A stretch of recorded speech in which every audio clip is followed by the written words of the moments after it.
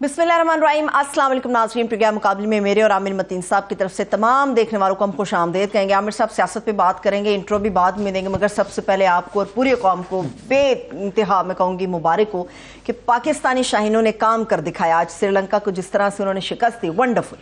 मैं तो क्रिकेट का मैच शुरू में ही ना मेरा दिल बड़ा कमज़ोर है और मुझे कन्फेस करना पड़ेगा कि मेरा नहीं ख्याल था कि आज हम जीतेंगे। जो शुरू में एकदम सूरत हाल थी, मगर पहले तो यह कि बहुत ही मुबारक, ना सिर्फ कि हम जीते हैं, एक स्टाइल से जीते हैं। 345 का हिस्टोरिक रिकॉर्ड बनाया है कि आज तक वर्ल्ड कप की हिस्ट्री में किसी ने 345 का चेज नहीं किया था। बाद में खेल के इतना बड़ा टारगेट कभी अचीव नहीं किया था। ना सिर्फ जीते हैं मगर बड़ी शान से जीते हैं। और अब्दुल्ला शफीक ने तो दिल को ठंडक डाल दी है। और साथ में ऑफ कोर्स जो है रिजवान ने भी 131 जो है नॉट आउट है और ज़बरदस्त किस्म की बैटिंग हुई है। और इससे ज़्यादा तोहफा नहीं हो सकता हमारे यहाँ, क्योंकि वैसे ही खुशी की बड़ी कमियां रहती हैं। और हमारे लिए क्योंकि उससे पहले हम उसमें वार्म अप मैचेस में भी हारे हैं, फिर इंडिया से भी हारे हैं एशिया कप में, तो एक किस्म का क्रिकेट से लोग थोड़ा सा दूर जा चुके थे, मेरे समेत। मैं थोड़ा सा कम दिख रहा था और मुझसे ज़्यादा हार बर्दाश्त नहीं होती, तो लिहाजा इस तरह के जो टफ मैच होते हैं तो मैं देखते ही नहीं हूँ फिर। और मैं पहले से ही वो उन लोगों में से हूँ, एक लोग होते हैं ना जो उम्मीद रखते हैं आखिर तक कि हम जीतेंगे। मैं पहले से अपने आप को कि मुझे दचका ना लगे, मैं कहना शुरू कर देता हूँ नहीं ये तो नहीं हम जीतते, ये तो नहीं हम जीतते। सो वो फिर मेरे जैसे लोगों को जब जीत जाती है और स्टाइल से जीतते हैं तो फिर बहुत ज़्यादा खुशी होती है। पर मैं ये ज़रूर ऐड कर दूं कि मुझे मौका मिलता रहा है कि मेरा ख़ानदान का एक हिस्सा श्रीनगर में है, तो मुझे एक दफ़ा श्रीनगर जाने का इत्तेफाक हुआ, तो मैंने उनसे ऐसे ही काफ़ी दो रिश्तेदार इकट्ठे हो गए, तो मैं कहा जी आप पाकिस्तान के मतलब बातें शुरू की। मैं कहा आप क्या हमारे से चाहते हैं, क्या हम आपके लिए क्या कर सकते हैं। उन्होंने कहा जी एक काम आप कर सकते हैं। उन्होंने कहा ये आप जो मैच क्रिकेट का हारते हैं ना, तो हमारे यहाँ तमाम घरों में श्रीनगर में ना लोग अपने घर की बत्तियां बुझा के ना घर में बैठ जाते हैं। अच्छा। और जो है वहाँ की हिंदुस्तान की फौज और पुलिस थाने जो है ना वो आतिशबाजी शुरू कर देते हैं। और जो ही अगर पाकिस्तान जीते तो पूरे श्रीनगर में एक ईद का समा होता है और फिर वो लोग अपनी बत्तियां बुझा देते हैं। तो आप खुदा के लिए आप मैच ना हारा करें ताकि हमारे घर और दिल दोनों रोशन रहें। सो मेरे ज़हन में हमेशा श्रीनगर के लोग आते हैं कि उनका क्या हाल होगा, मगर आज श्रीनगर क्या, पाकिस्तान की कश्मीर क्या, पूरा पाकिस्तान क्या, जहाँ जहाँ दुनिया भर में पाकिस्तानी है। और मेरे क्रिकेट के शायकीन भी, जब मैच इतना ज़बरदस्त हो, 345 का टारगेट हो और इस तरीके से एक बिल्कुल डिफिकल्ट मैच, चैलेंजिंग मैच जीता जाए, तो उसकी खुशी फिर दोबारा हो। अच्छा, मुझे ऐड इसमें करने दें आमिर साहब। हमारे यहाँ 100 मसाइल है, मगर 100 मसाइल हमारे उस वक्त भूल जाते हैं जब क्रिकेट की हमारी टीम जीतती है, चाहे वो मैच किसी से भी। और भारत से जीत जाए तो फिर लोगों की तो वैसे ही नींद भी खत्म हो जाती है, भूख भी उड़ जाती है। इंशाल्लाह उससे ये है कि हम एक किस्म से लोगों को उम्मीद बड़ी कम थी कि क्रिकेट के शुरू के जो मैंने कहा ना 1-2 मैचेस हम हारे, इंडिया से खास तौर से हारने के बाद डीमोरलाइज थे। और वैसे ही पाकिस्तान में जो इस वक्त मुआशी सियासी कॉन्स्टिट्यूशनल अदालतें और ये लड़ाइयाँ चल रही हैं, तो लोगों के पास खुशियाँ वैसे ही बदे। पाकिस्तान में जो क्रिकेट है और हमारे एंटरटेनमेंट की कमी, क्रिकेट इज़ लाइफ, क्रिकेट ही सब कुछ है। क्रिकेट के अंदर इस तरह की अच्छी खबरें आना वैसे ही अच्छी बात है। क्रिकेट के हवाले से जब इतनी शानदार है, उससे सबसे बड़ी बात यह है कि अभी वर्ल्ड कप शुरू हुआ है और वहाँ पे हालांकि हमारे साथ अच्छा सलूक नहीं हो रहा, हमारे पाकिस्तानियों को स्पेक्टेटर्स नहीं है, वहाँ पे पाकिस्तान के सहाफ़ी नहीं है, तो वो कोई शायकीन में पाकिस्तान की क्रिकेट टीम के लिए तालियां बजाने वाला नहीं है। वो एक बड़े हॉस्टाइल इन्वायरमेंट में खेल रहे हैं। हमारी वो बेचारी ज़ैनब अब्बास को जिस तरीके से वहाँ से उन्होंने निकाला, एक बिल्कुल एक घटियापन का मुजाहरा किया है। और ऐसे बुरे माहौल के अंदर, हॉस्टाइल मैच के अंदर, जब इतना टफ मैच इंडियन ऑडियंस के सामने, आप स्पेक्टेटर्स के सामने जीतते हैं, तो एक तो उससे खुशी बड़ी होती है, दूसरा ये है कि इससे फिर हमारी वर्ल्ड कप जीतने की उम्मीदें बहुत बढ़ जाती हैं। अब एकदम से लोगों का, सारे पाकिस्तान का थोड़ा सा जज्बा कम भी हुआ था, जज्बा दोबारा जाग गया और इंटरेस्ट भी जाग गया। अच्छा। और ये भी शुक्र की अच्छी बात है कि हमारे प्रोग्राम से पहले क्रिकेट का ये मैच जीत भी गए। हमारा मूड ही हो गया, वरना कोई आजकल जब मैच चल रहा हो तो कोई भी न्यूज़ के अंदर ये मनफी किस्म की खबरें कोई सुनने में इंटरेस्टेड नहीं होता। तबसरा भी बिल्कुल कोई दिलचस्पी नहीं रखता। अब आप अपना वो दिलचस्पी, मैं दिलचस्पी क्रिकेट के साथ ही लेकर चलती हूँ। हमारे वैसे सियासत में क्रिकेट की इनिंग्स जो है ना वो भी बड़ी चलती हैं। एक और साहब का क्रिकेटर जो है वो वापस आ रहे हैं। अपनी नई इनिंग्स खेलने के लिए जीत का आज़म लेके। आप इधर जेल की तरफ ना देखें, जेल की तरफ बात नहीं करी, मैं लंदन वाली फ्लाइट की बात कर रही हूं जो है वहां से भी एक साथ क्रिकेटर आ रहे हैं। एक बहुत बड़े क्रिकेटर जो है वो तो जेल में है। हाँ। और अगर आपने नवाज शरीफ साहब को क्रिकेट की कैटेगरी में डालना है तो वो कहते हैं मैं क्रिकेट खेलता रहा हूँ। मैंने क्रिकेट तो जो है मुझे खुद शर्फ हासिल हुआ है लॉरेंस गार्डन लाहौर के अंदर, उनकी वो जब क्रिकेट के लिए आते थे थोड़ी सी उनकी प्रैक्टिस देखने का।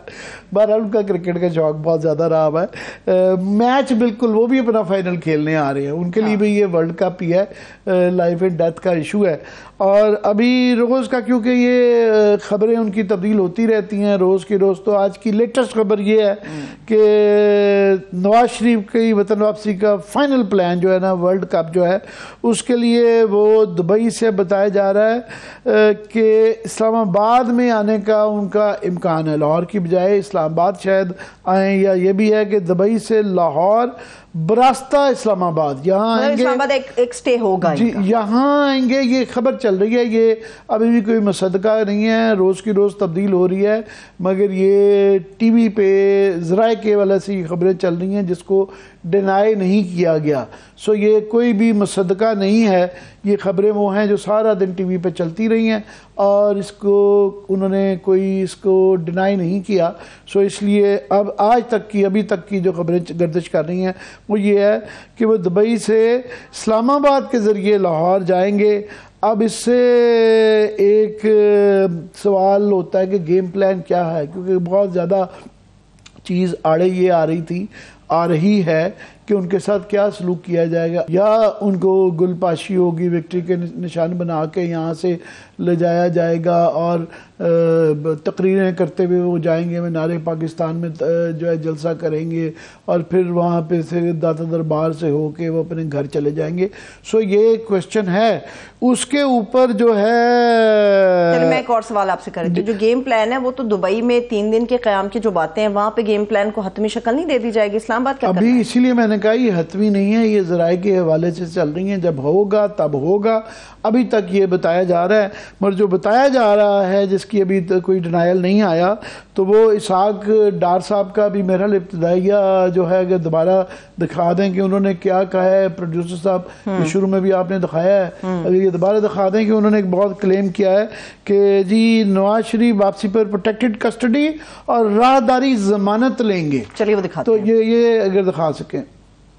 आज तक कई सालों में जो भी, मैं नाम नहीं लेता, जो भी वापस आके कोर्ट्स को ज्वाइन करना चाहता है तो ये तो स्टैंडर्ड जुडिशियल प्रैक्टिस है कि उसको वेलकम, उसको ये नहीं सपोर्ट किया जाता है, उसको वेलकम किया जाता है। तो मियां साहब आएंगे, उससे पहले हम उनकी प्रोटेक्टिव बेल लेंगे और इंशाल्लाह कोई उनकी गिरफ्तारी का कोई चांस नहीं है। वो इंशाल्लाह 21 अक्टूबर को अपने मुल्क में वापस आएंगे, मीनार पाकिस्तान पे कौम से खिताब करेंगे और अपने मुल्क में वापस आएंगे। जो स्टैंडर्ड लीगल प्रोसेस है उसको फॉलो करेंगे। जी, ये स्टैंडर्ड लीगल प्रोसेस बिल्कुल भी नहीं है, मुझे अभी तक कोई वकील नहीं मिला है सवाए इरफान कादिर साहब के, ज़ाहिर है उनकी वाबस्तगी है नून लीग के साथ, उनके वो वकील हैं, तो उनके अलावा ये कोई नहीं कह रहा, कोई नज़ीर ही नहीं, कोई मिसाल ही नहीं है कि कोई कन्विक्टेड मफरूर मुजरिम हो और उसको प्रोटेक्टेड बेल मिल जाए। ये जो कह रहे हैं कि पहले भी मिलती रही हैं, जैसे कि साग डार साहब को मिलती रही है या हमजा शहबाज शरीफ को मिली, शहबाज शरीफ साहब को भी मिली, इनको मिलने की इम्कान बहुत ज़्यादा जो पॉसिबिलिटी थी उसकी वजह थी कि ये इनके अंडर ट्रायल थे, इनके मुकदमात चल रहे थे और मातहत अदालतों में चल रहे थे। अगर ऐसा होगा तो फिर बहुत ज़्यादा सवालात किए जाएंगे, ये रूल ऑफ लॉ और कि जनाब ये किस तरीके से ये गुंजाइश निकाली गई। तो उसके बाद मेरा ख्याल है कि ऑलरेडी और इस तरह के बयान देने पे सरफराज बुगटी साहब की बहुत ज़्यादा सरजनिश हो चुकी हुई है, उनकी बहुत ज़्यादा, बल्कि मैं कहूँगा बुलिंग हो चुकी है, जब उन्होंने ये कहा था कानून अपना रास्ता लेगा जो कानून के मुताबिक है। कानून के मुताबिक तो अभी तक यही एक नज़ीर है, ये पता नहीं इसके पीछे अब क्या इनका कॉन्फिडेंस है। और जो आ रहे हैं बड़े वो इस स्टाइल से आ रहे हैं कि वहाँ पे उसका एक तो टाइटल रखा हुआ है उम्मीद पाकिस्तान, चार्टर तैयार है कि ऊपर है नाम रखा हुआ और उस पे अंदर जो है कारकुनान, जो सीधा जो कारकुनान और लंदन से आएंगे वो नहीं, अभी तो ये बताया जा रहा है कि दुबई से आएंगे, पता नहीं लंदन से कौन कौन आएंगे, फिर दुबई आएंगे, दुबई से फिर यहाँ आएंगे, और उसमें सहाफ़ियों का एक जो है बहुत बड़ा एक जत्था साथ आ रहा है। अब ये भी पता नहीं पता किस किस का कुरा निकलता है, किसको फर्स्ट क्लास में सीट मिलती है, किसको इकोनॉमी में मिलती है, और वो किस तरीके से कौन कौन लाए जाएंगे। एक तो वो यूजुअल उनका एक हमेशा से हेलीकॉप्टर ग्रुप होता था, वो उनकी पुराने अगर 10 साल के निकाल लिए जाए तो 80% वही लोग होते हैं, तो यहाँ से वहाँ बुलाए जाएंगे, वहाँ से यहाँ लाए जाएंगे। तो वो एक तो ये भी देखना है कौन कौन से सहाफ़ी जाते हैं, और मैं इससे ये नहीं कर रहा, उसके अंदर जो एक प्रोफेशनल रिक्वायरमेंट भी है, कुछ तो सारे ही वो हेलीकॉप्टर ग्रुप वाले नहीं है कि एक प्रोफेशनल रिक्वायरमेंट ही। बहरहाल एक बहुत बड़ा पॉलिटिकल इवेंट है, उसके अंदर एक खबरियत है कि वो आएंगे तो क्या कहते हैं, क्या बातें होती हैं उनके साथ, यहाँ पे क्या सलूक होता है। एक तो बिल्कुल वो एक उसमें एक जायज़ बात भी है। सो वो एक ग्रैंड स्टाइल में उम्मीदें पाकिस्तान के नाम से यहाँ आएंगे, और उसके लिए एक और सुजात में खबर आई है कि उससे पहले जो थे ना कि उनके इस्तकबाल के लिए छोटे छोटे ये जो जिस तरह शादरा के अंदर किया गया, छोटी छोटी जलसियाँ हो रही थी, तो वो उन्होंने वर्कर कन्वेंशन के नाम पर छोटे जलसे तमाम मनसूख कर दिए हैं, क्योंकि बड़े जलसा जिस तरीके से इवन उन्होंने बड़ा भी जो कर लिया उसके ऊपर भी बड़े सवाल आए कि जी वहाँ पे गुड़ के वलीमा था, और वो वलीमा था, तो उन्होंने कहा उससे जो है बल्कि वो करना मेंटेन करना भी मुश्किल है और उससे बैड प्रेस भी ज़्यादा आ रही है, तो लिहाजा वो मनसूख कर दिया। तो अब सारा ये बड़े बड़े जलसे के लिए, बड़े इस्तकबाल के लिए तैयारियां हैं। अब जो उसके लिए इरफान सिद्दीकी साहब बड़े मुदब्बर आदमी हैं, लिखना भी बड़ा अच्छा जानते हैं, उन्होंने जो लेटेस्ट अब उसका बयानिया बनाया, नारा जो दिया है, उन्होंने कहा जी हमारा नारा उनके आने का उम्मीद है पाकिस्तान के नाम से होगा, और इसका मकसद पार्लियामेंट को इज्जत दो, पार्लियामेंट की बालादस्ती को तस्लीम करो, और अवाम का हक के राही दही इस्तेमाल करो। तो बोर्ड को इज्जत दो को उन्होंने कहा, उससे बहुत नेगेटिव प्रेस आती है, मनफी आ जाती है, लोग कहते हैं कि जनाब शहबाज साहब ने उसका मतलब ही बदल दिया है कि वो पहले एक उसके अंदर से एंटी इस्टेब्लिशमेंट की बू आती थी कि जनाब ये वोट को इज्जत दो का मतलब ये है कि वो लोग जो कि इज्जत नहीं ले रहे, सिलेक्टेड इम्पोर्टेड टाइप का निज़ाम बनाते थे, तो ये उनके खिलाफ लगती है, वो बुरा ना मना जाए, तो उन्होंने कहा पार्लियामेंट को इज्जत दो। अब इसके ऊपर भी सवाल आ जाते हैं। एक सवाल मैं कर दूं फिर हम आगे बढ़ेंगे। मेरा सवाल ये, आपने जलसे मंसूख करने के हवाले से बात की, जलसियां जो आपने कहा कि जलसियां वाकई जलसियां ही हैं। एक तरफ आमिर साहब ये कह रहे हैं कि बड़ा शानदार इस्तकबाल होगा, क्या राना सनाउल्लाह साहब ने कहा कि अगर वो एयरपोर्ट से गिरफ्तार हो भी जाते हैं उसके लिए भी हम तैयार हैं। क्या इन लोगों को पता चल गया गिरफ्तारी होगी? इसी चीज़ को मद्देनजर रखते हुए बाकी के 5 जलसे या जलसियां या वर्कर्स कन्वेंशन वट जो भी था वो उसको मनसूख कर दिया गया है, क्योंकि वोटर को तो मोहतरक इन्हीं कन्वेंशन के जरिए करना था ताकि वो 21 को वहाँ पर मीनार पाकिस्तान पहुंचे। बात यह है कि ये जो मुतहरक करना होता है ना, जज्बा, ये एक हद तक ही आप ऑर्गेनाइजेशनल स्किल्स के ऊपर कर सकते हैं। जब लास्ट टाइम भी आए थे और वो वोट को इज्जत दो गला, तो आपको याद है कि लोग इकट्ठे वहाँ भी नहीं हुए थे, फिर अपनी हुकूमत के दौरान नहीं आए, तो अभी तो उनके ऊपर जो है हुकूमत भी अपनी नहीं है, मुकदमात भी हैं, फिर अभी हाल ही में नैब की तरमीम हटके मजीद नैब के केसेस भी खुल गए हैं। सो पुराने केसेस की जो जेल के अलावा नए केसेस के ऊपर भी उनकी जो है दोबारा ज़मानतें कैंसिल हो सकती हैं, बल्कि हो गई हैं तकरीबन वो तमाम केसेस जिसके अंदर लोग ज़मानत पे थे नैब के अंदर, और कोई 3 के करीब जो है ना मियां नवाज शरीफ साहब पे भी केसेस हैं, तो वो भी खुल गए हुए हैं। तो ऐसे हालात में वो जाहिर है वो तो यही कहेंगे जी तैयार तो हर सियासतदान हर किस्म की सूरत हाल के लिए होता है, मगर ये बहुत बड़े सवालात हैं कि वो आएंगे। और साथ में ये नारों के ऊपर मैं मज़ीद बात करना चाहूँगा कि पार्लियामेंट की बालादस्ती को तस्लीम करो, कि इससे फिर दोबारा हर चीज़ से मनफी मतलब निकल आएगा कि इसका मतलब है कि अभी पार्लियामेंट्री को ये कह रहे हैं, अभी भी उनसे ये नहीं हो रहा कि उन्होंने मज़ाहमत किसी न किस तरीके से शो करना चाह रहे हैं, वो मफाहमत भी शो करना चाह रहे हैं कि हम क्योंकि अब पसंदीदा अब हम हैं, हम फेवरेट्स हैं, यहाँ तक कि इतना ज़्यादा फेवरेटिज्म का वो करवा रहा है, पीटीवी पर उनके जलसे दिखाए जा रहे हैं और उनका ये कॉन्फिडेंस बता रहा है कि प्रोटेक्टेड बेल मिलेगी और गिरफ्तार किया ही नहीं जा सकता, चांस ही नहीं है, डॉक्टर साहब कह रहे हैं। सो जब ये कॉन्फिडेंस आ रहा है तो ये सिर्फ हमें तशवीश या सवालात हमारी ज़हन में नहीं है, ये उनके एलाइज के हैं, फॉर एग्जांपल मौलाना फजल रहमान का अगर वो दोबारा भी दिखाते हैं, मेरे ख्याल में जरा लीगल मामले के ऊपर भी आमिर साहब क्या ख्याल है, जरा गुफ्तगू हो जाए। मैं क्विकली इसके लास्ट कर दूं कि बिलावल साहब के भी जो हैं नून लीग के इस तरीके से आने से, और वो टोटली क्योंकि आउट हो चुके हैं, तो उनकी भी बिल्कुल मूड तब्दील हो रहा है। यहाँ तक कि फजल रहमान साहब अब ये कहना शुरू हो गए हैं कि पीटीआई चेयरमैन को भी बिल्कुल आना चाहिए। कि बस क्विकली ये मैं कह दूं कि दूसरी तरफ ये है कि इनकी तरफ ये वाला एक पेंडुलम स्विंग कर रहा है कि इनके हक के अंदर कि इनके लिए ये किराया हमवार की जा रही है। दूसरी तरफ जो है वहाँ पे मज़ीद जो 2 किराएँ थी वो भी बंद होने की है कि इलेक्शन कमीशन ने अपना फैसले महफूज कर लिए हैं कि आया उन्होंने इनको पार्टी चेयरमैन से हटाना है और इंतखाबी निशान बल्ले का ले लेना है और क्या क्या करना है।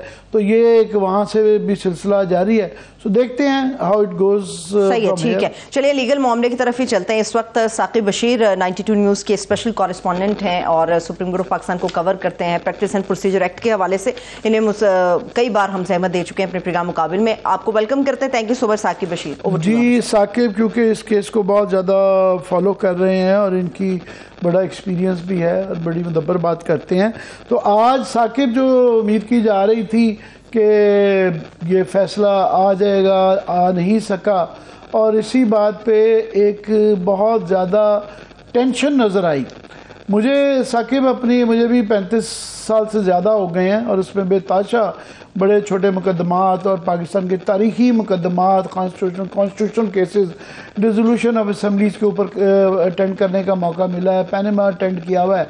मगर मैंने आज तक इतनी room number 1 court room number 1 के अंदर फुल बेंच के अंदर क्या छोटे बेंच के अंदर भी इस तरह की टेंशन नहीं देखी जो कि आज देखने में नज़र आई।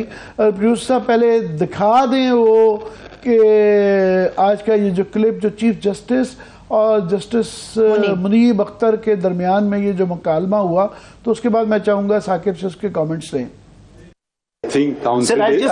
I think council is entitled to argue any which way they want to.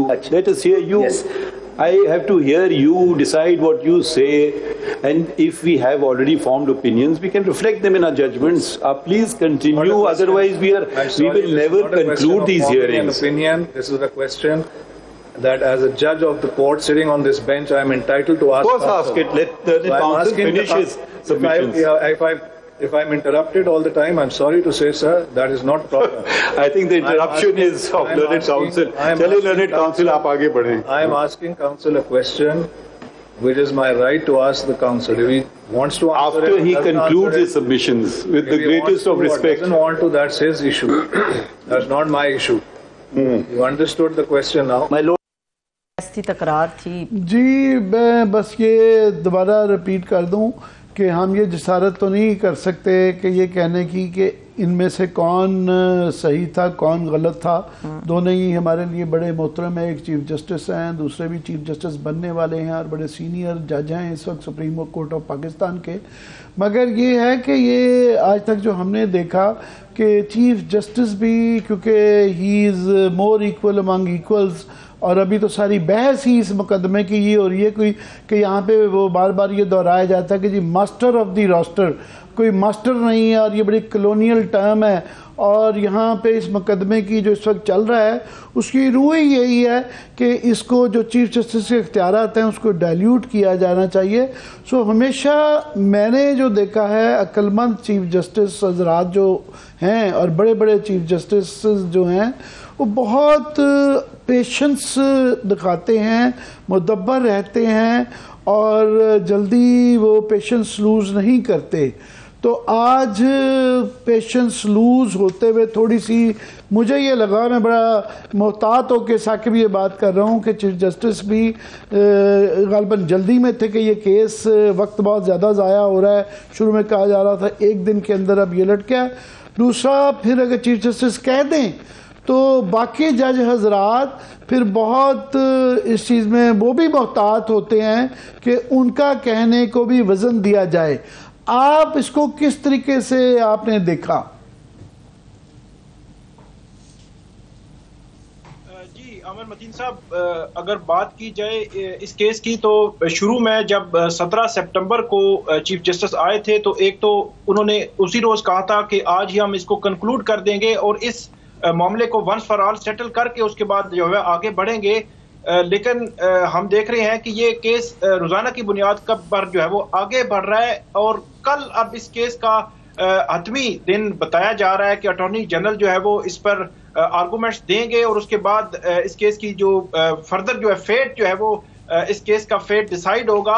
और दूसरी जो आप बात कर रहे थे कि बतौर चीफ जस्टिस जो रेगुलेट करने के हवाले से बात है कि जो बेंच को रेगुलेट करना या जजेस को बार बार जो है वो सवालात पे खास तौर पर जस्टिस मुनीब अख्तर जो है उनको जो रोकना है, ये एक नेगेटिव जो तासुर है वो छोड़ रहा है। और ख़ास तौर पर माजी में हम देखें तो जस्टिस मुनीब अख्तर या जो इस साइड के जो जजेस हैं वो चीफ जस्टिस काजी फाइज़ साहब उनके खिलाफ थे, तो अगर उनको सरेआम बराह रास्त प्रोसीडिंग में इस तरह जो है वो मेरा ख्याल में सवालात करने से रोकना, ये एक नेगेटिव इमेज जो है वो जा रहा है पब्लिक में और ऐसा नहीं होना चाहिए। और जो चीफ जस्टिस हैं उनको ऐसे रेगुलेट करना चाहिए कि ये तासुर ना जाए।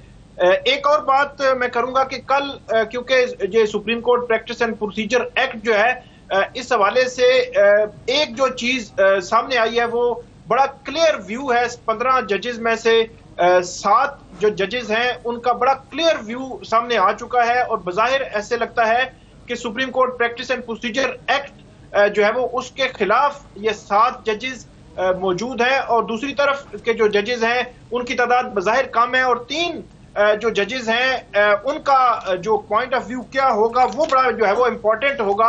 सिर्फ मैं एक पॉइंट आपको दे देता हूं कि इसमें जो चीफ जस्टिस हैं, जस्टिस तारिक मसूद हैं, जस्टिस मंजूर अली शाह हैं, मोहम्मद अली मजहर हैं, अख्तर मिनल्ला हैं, जस्टिस याया अफरीदी हैं और इसके अलावा जस्टिस जमाल मंदोखेल, ये 7 जजेस हैं जो प्रैक्टिस एंड प्रोसीजर एक्ट के हक में ये जजेस जो है वो इनके व्यूज आ चुके हैं और बज़ाहिर ऐसे लगता है कि ये फैसला उनके हक में ही देंगे। लेकिन दूसरी तरफ जस्टिस इजाजुल हसन है, जस्टिस मुनीब अख्तर है, मज़ाहिर अली अकबर नकवी हैं और जस्टिस आयशा मलिक हैं, ये 4 जजेस इसके खिलाफ बज़ाहिर जो है वो इनका व्यू है। लेकिन justice Aminuddin Khan, justice Azhar Rizvi, justice Shahid Waheed और जस्टिस मुसर्रत अलाली, इन 4 जजेस ने जो व्यू है इनका जो है वो दोनों तरफ का बज़ाहिर जो है वो लगता है। लेकिन इन 4 जो जजेस जिनका व्यू दोनों तरफ का लगता है, अगर इनमें से एक जज भी जो है वो 7 जजेस की तरफ जाता है तो वो 8 हो जाएंगे और 8-7 से भी अगर फैसला आए तो जो मेजॉरिटी है, जो अक्सरियती फैसला है वो एग्जिस्ट करेगा और वो प्रिवेल करेगा और वही जो है वो आगे बढ़ेगा। एक और जो पॉइंट है, आज भी जब फैसल सदीकी आज जब आर्गूमेंट्स दे रहे थे एमकेएम के जो वकील हैं, उनका बुनियादी पॉइंट तो वो यही था कि वो supreme court practice and procedure act को जो है वो मुकम्मल तौर पर सपोर्ट करते हैं। लेकिन इसके बावजूद भी जो जस्टिस मुनीब अख्तर हैं, जस्टिस इजाजुल हसन हैं, जिनके पॉइंट ऑफ व्यू ये है कि अगर पार्लियामेंट इस किस्म की कोई भी कानून साजी, कोई भी जो है रूल्स अगर बनाएगी सुप्रीम कोर्ट के लिए, तो वो सुप्रीम कोर्ट के अंदरूनी जो मामलात हैं उनमें मुदाखलत है। और खास तौर पर जस्टिस इजाजुल हसन ने आज ये कहा कि ये जो अदलिया की आज़ादी है उसको भी हर्ट करेगी अगर पार्लियामेंट के इस तरह के रूल्स जो बनाने को हम जो है वो अगर मान लें और फ्यूचर में कोई इस किस्म की जो है वो डेवलपमेंट होगी तो वहां से रूल्स बन के आ जाएंगे और ये इफेक्ट करेगा बड़ा लॉन्ग टर्म। दूसरी तरफ जो चीफ जस्टिस काजी फाइज ईसा हैं, उन्होंने ये कहा कि एक वजह ये भी है साकिब आज क्योंकि ये सारा दिन जो है ये प्रोसीडिंग बराह रास्त इसकी नशर होती नहीं है और तमाम लोग मेरा ख्याल पार्टी जिस तरह क्रिकेट देखी जाती है उस तरह ही ये नशरियात देखी जा रही हैं और लोगों के लिए मैं समझता हूँ बहुत ज़्यादा इससे आगाही भी बढ़ रही है और ये बड़ी अच्छी नज़ीर है। मैं कम से कम इसके हक़ में हूँ, मगर उसका एट द सेम टाइम एक नुकसान ये भी है कि उसके बाद ये जो तफसीलात में आप जा रहे हैं, ये केस थोड़ा सा पीछे रह गया हुआ है। उसके जो ऑप्टिक्स हैं वो ज़्यादा डिस्कस होने लग पड़े हैं कि जो उम्मीद की जा रही थी कि ये काफ़ी महीनों से बल्कि सालों से आप कह सकते हैं कि एक टेंशन जो चल रही थी और तकसीम नज़र आ रही थी अदालतों के अंदर, जिसकी वजह से बड़े बड़े केसेस रुके हुए भी थे या उसके अंदर लोग जज हज़रात जो है बेंच से अपने आप को रिक्यूज़ कर लेते थे। तो ये जो उम्मीद थी कि अब नई एक शुरुआत होगी और ये तकसीम ख़त्म होगी, तो कम से कम आज कल परसों भी ऐसा रहा, 2 शिकायतें रहीं। एक तो ये जनरली ये महसूस किया गया कि जज हजरात जो हैं वकला को अपना मुद्दा बयान करने का ज़्यादा मौका नहीं देते और बहुत ज़्यादा इंटरजेक्शंस होती हैं और बहुत ज़्यादा टोकना होता है। एक हद तक ऑफ कोर्स जज हजरात जो हैं उनको सवालात भी होते हैं, ऑब्जर्वेशंस भी देते हैं, मगर वो थोड़ा सा एक्सेसिव लगा जिससे कि फ़्लो रुक जाता है और वकला के लिए मुश्किल हो जाता है। दूसरा जो आज हुआ कि बहुत ज़्यादा नोक झोंक और इस लेवल पे उससे ओवरऑल जो है सुप्रीम कोर्ट का एक अच्छा तासुर नहीं गया। क्या कहेंगे? ये ऑप्टिक्स पे बात कर लेते हैं, फिर मेरिट पे आते हैं। जी बिल्कुल अमर मतीन साहब, आपने बिल्कुल सही निशानदेही की है कि ये जो नोक झोंक है ख़ास तौर पर जजेस के दरमियान, इसका असर नीचे तक भी आ रहा है, पब्लिक में भी जा रहा है, और ख़ास तौर पर इसका असर जो है वो जो हाई कोर्ट्स के जजेस हैं या इसी तरह डिस्ट्रिक्ट कोर्ट के जजेस हैं, वो अपनी अपनी जो कोर्ट्स हैं वो रेगुलेट करते हैं, चलाते हैं, तो इनका असर वहाँ पे भी जाता है कि हमारी जो अदालत उज़्मा है वहाँ पर जो एक 15 जो है वो लोग जो है वो बैठे हुए हैं और उनका आपस में जो रवैया है बराह रास्त वो चीज़ें सारी जो है वो पूरी दुनिया देख रही है, तो उस पर जो बराह रास्त एक रवैया जो है नोक झोंक का सामने आ रहा है, इसके नेगेटिव जो है वो असरात जो है वो पड़ रहे हैं। एक और मैं बात करूंगा जो बहुत ज्यादा देखी जा रही है और इसको जो महसूस भी किया गया है कि हमेशा से ये होता है कि कोई भी जज हो उसके ज़हन में कोई भी सवाल हो वो कर सकता है, लेकिन वो सवालात ऐसे नहीं होने चाहिए कि आपके पूरे माइंड को एक्सपोज कर दें कि आपने जजमेंट क्या देनी है। तो सुप्रीम कोर्ट में पहले तो जो प्रोसीडिंग्स होती थी वो बराह रास्त नहीं होती थी, लेकिन अब जो प्रोसीडिंग बराह रास्त हो रही हैं तो अब हर बंदा जो है वो इस चीज को महसूस कर रहा है। तो ये बड़ा एक खौफनाक किस्म का एंगल होता है कि जजमेंट आने से पहले ही आम लोग भी ये समझना शुरू हो जाएं कि ये जजमेंट क्या आएगी और किस तरफ मामला जा रहा है। बहुत बहुत शुक्रिया। वो रूल्स बनाना, क्या रूल तो बन चुका ऑलरेडी ही कि ये जो मौजूदा बेंच है इसके अंदर जो है चीफ जस्टिस साहब ने मशावरत के साथ ये बनाया गया है, 3 मेंबर का ऑलरेडी मशावरत का बेंच तो बन चुका है। वो तो रूल तो ऑलरेडी इन प्रैक्टिस भी आ चुका हुआ है, इसमें तो कोई शक नहीं है। मगर लेट्स होप कि कल देखते हैं कि किस तरह का फैसला आता है और क्या आता है। बहुत बहुत शुक्रिया, थैंक यू सो मच। चलिए अभी ब्रेक की तरफ फौरी तौर पे चलते, जब ब्रेक से वापस आएंगे नाजरीन हम जानते हैं कि पाकिस्तान की जो मईशत है इस वक्त उसका धड़न तख्ता, इसमें मुझे कोई मुजायका नहीं है, बिल्कुल दुरुस्त बात है, धड़न तख्ता तो उसका हुआ है। एक और नया रूल लेकर आया गया कि अगले 2 महीने तक जो हर बुध आएगा, बुध के रोज जो है वो मार्केटों को ताले लग जाएंगे। क्या इससे हमारी मईशत बेहतर हो पाएगी या मजीद नुकसान हो पाएगा? एक ब्रेक लेंगे, वापस आएंगे, बात करेंगे, हमारे साथ रहिए।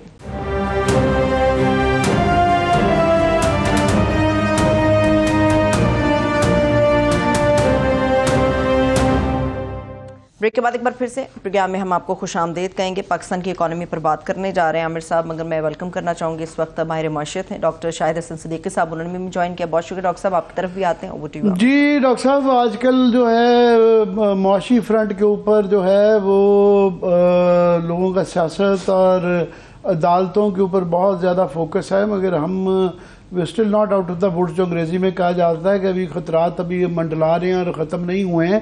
अच्छी बुरी खबरें आ रही हैं कि कुछ जो बुरी खबरों में ये है कि दुनिया के ये जो ख़ास तौर पे मिडल ईस्ट के अंदर जो जंग है इससे पेट्रोल की कीमत जो है ना वो $3 पर बैरल मज़ीद बढ़ गई है और ज़्यादा बढ़ने का इम्कान है, जिससे कि डायरेक्टली हमारे जैसे मुल्क सफ़र करते हैं।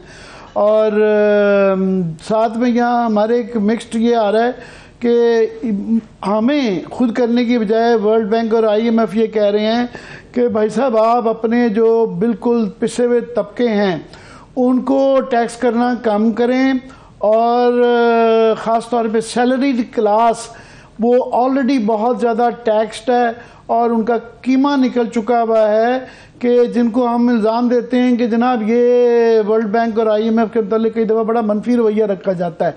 वो कह रहे हैं हमें कि आप निचले तबकात का ख्याल करें, सैलरीड क्लास, मिडिल क्लास का ख्याल करें, इनको टैक्स कम करें, और आप अपने एग्रीकल्चर को और अपने रिटेल को, रियल एस्टेट को टैक्स करें।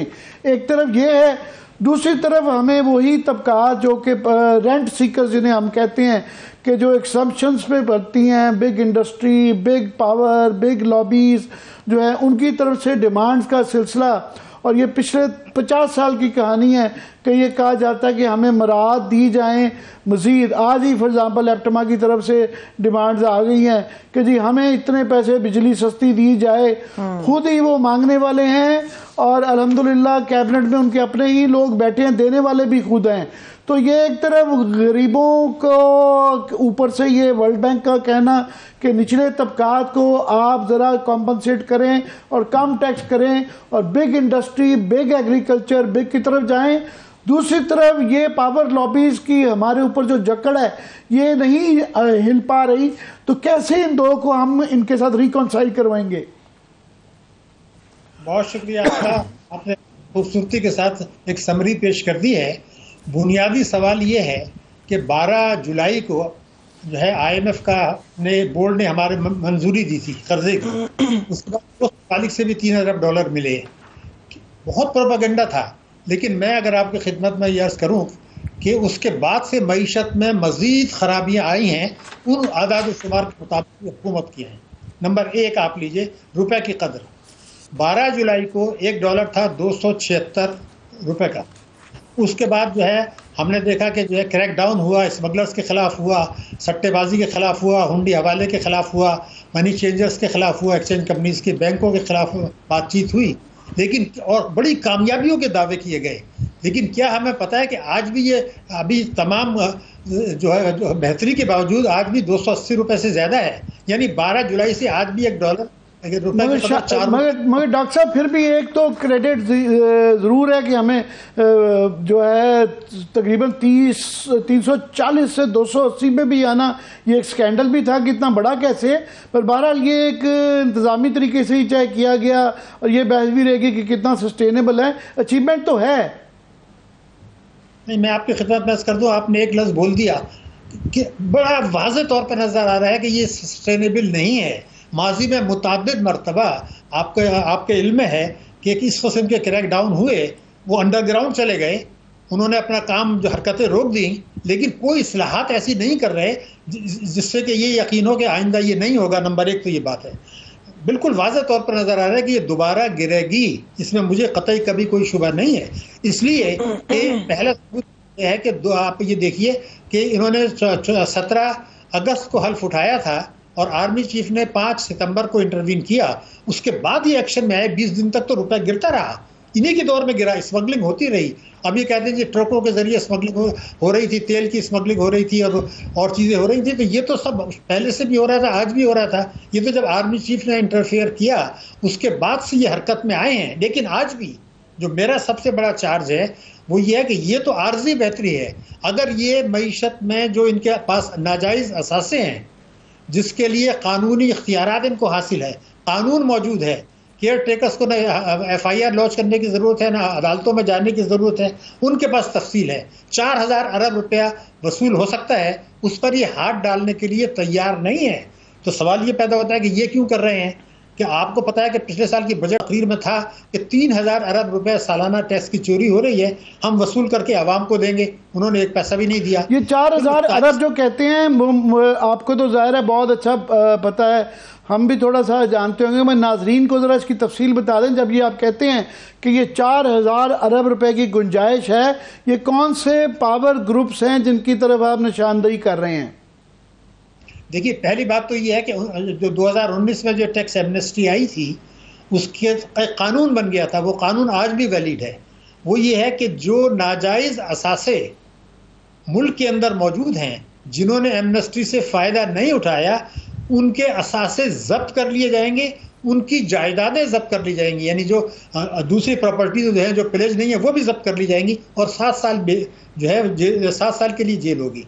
हमने उनकी खिदमत में ये अर्ज़ किया था कि जनाब 41 लाख आदमियों की एक फहरिस्त तो आपके पास है, जिसमें उन असासों की तफसील है जो नाजायज़ पैसे से हैं और जिसमें एमनेस्टी से फ़ायदा नहीं उठाया, उसमें बैंक डिपॉजिट्स भी हैं जिनकी तफसील हुकूमत के पास है, उसमें कौमी बचत स्कीमों में जो पैसा लगाया उसकी तफसील भी है, उसमें पाकिस्तान इन्वेस्टमेंट बॉन्ड्स भी हैं, उसमें ट्रेजरी बिल्स भी हैं, उसमें प्रॉपर्टी भी है, उसमें गाड़ियाँ भी हैं, सारी तफसील मौजूद है।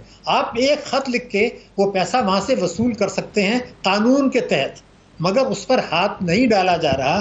तो पहला सवाल तो ये कि 41 लाख आदमियों का जो लिस्ट है, उस वक्त FBR ने ये कहा था कि ये लोग तो जब सफ़र करते हैं बैरूनी तो कौन से रंग की कमीज पहनते हैं, हमें तो वो भी पता है। तो वो कहा था कि मैं डॉक्टर साहब आप ये कह रहे हैं, पहले तो वैसे मैं भी आपकी जो कमीज़ की हमेशा बड़ा मुतरफ होता हूँ, बहुत आला किस्म की आप कमीज़ें पहनते हैं मगर इस कमीज़ के साथ आप दो बातें आपने बड़ी अहम की हैं। एक आपने ये कहा है कि बड़ी चले अच्छी अचीवमेंट है कि डॉलर को इतना नीचे 50-60 रुपए से ज़्यादा भी नीचे आप ले आए, तो इसको अगर आप चाहते हैं कि सस्टेनेबल हो तो साथ में रिफॉर्म्स चाहिए आपको ड्रास्टिक किस्म के, ताकि ये मेंटेन किया जा सकते। पहली बात। दूसरी आपने ये कही है बात कि ये 4000 का ये आप जब इन लोगों को हाथ डाल रहे हैं, स्मगलरों को और ये करेंसी के माफियाज को, तो ये बड़े बड़े मगरमच्छ जो हैं जिनकी कानून के अंदर भी गुंजाइश है, और जिन्होंने एमनेस्टी वाले तो खैर उनको भी पकड़ना चाहिए किसी वाले से, पर जिन्होंने नहीं ली और जिनका कानून मौजूद है उसी कानून के तहत इनको हाथ डालेंगे तो ये पैसा निकल सकता है। ये मैं खस सही कर रहा हूँ आपकी दोनों बातें? जी आपने बिल्कुल सही फरमाया। सिर्फ फ़र्क मैं जो इजाफा करना चाहता हूँ, जो मैंने नहीं कहा था, कि ये जो आप वसूल करेंगे ये परमानेंट होगा, क्योंकि मईशत दस्तावेजी हो जाएगी और आपको आइंदा भी मिलता रहेगा। ये जो कुछ हो रहा है, मेरा अपना अब भी ये ख्याल है, मैं कहना नहीं चाहता, फिगर नहीं दूंगा, मगर जनवरी में आप देखेंगे कि सस्टेनेबल नहीं रहेगा। क्योंकि हमारा, मैं आपकी खिदमत में अर्ज़ करूँ, मैं क्यों कह रहा हूँ, देखिए हमारे पास जो आदाद शुमार हुकूमत के हैं, हमारी जो रेमिटेंसेज हैं, अभी इस माली साल में जुलाई से सितंबर तक पिछले साल की इसी मुद्दत से 1.6 अरब डॉलर की कमी हमारी रेमिटेंसेज में हो चुकी है। हाँ, 2 महीने में हमारी बरामदात में 400 मिलियन डॉलर की कमी हो चुकी है, तो 2 अरब डॉलर तो ये हो गए। अभी हमारी इंपोर्ट्स बढ़नी है, हमारा तिजारती खसारा बढ़ना है, क्योंकि अभी तो इंपोर्ट्स रुकी हुई थी, आपके इल्म में है 25 अरब डॉलर की इंपोर्ट्स पिछले साल रुकी हुई थी, अब वो सारी शुरू होंगी। हमने डॉक्टर साहब आज हमारे पास क्योंकि टाइम था, मैं क्विकली आप इसके ऊपर कह दें कि एक तरफ आज जो है गवर्नमेंट की तरफ से जो है फवाद हसन फवाद साहब ने ये निजकारी के हवाले से बड़े वो बिल्कुल किसी को शक नहीं है कि ये स्टील मिल PIA और ये इनकी निजकारी वगैरह होनी चाहिए, मगर at the same time world bank की तरफ से बड़ा स्ट्रॉन्ग किस्म का क्रिटिक आई है कि जनाब ये आप हुकूमत कंपनियों के इस जो है ना मार्केट के ज़रिए करें और ये शफाफ अंदाज में किया जाए, और ये पार्लियामेंट की सुपरविजन भी उन्होंने बीच में डाल दिया है। तो ये कैसे इन दोनों चीज़ों को रिकंसाइल करेंगे, ज़रा क्विकली इस पे आप अपने व्यूज़ दे दीजिएगा। हमें अल्लाह ताला का शुक्र करना चाहिए कि वर्ल्ड बैंक ने एतराज़ किया, इसकी वजह से मैंने इस पर पूरी रिसर्च की है, पूरा काम किया है। ये जो हमारे 34 वर्षों में जो निजकारी का है, ये खसारे का सौदा रहा है, नुकसान का सौदा रहा है। पहले तो ये कहा गया था कि इससे कर्जे उतारे जाएंगे, वो भी कम नहीं हुए और कर्जे बढ़ते रहे, उसमें मुताबिद इदारे बंद हो गए। आप ये देखिए कि KSC में हमें आज तक पैसा नहीं मिला, उन्होंने अपने चार्जेस बढ़ा दिए, PTCL ने बढ़ा दिए। निजकारी का अमल पाकिस्तान में खसारे का है। मुझे इजाज़त दीजिए, अपना ख्याल रखिए, खुदा हाफिज़।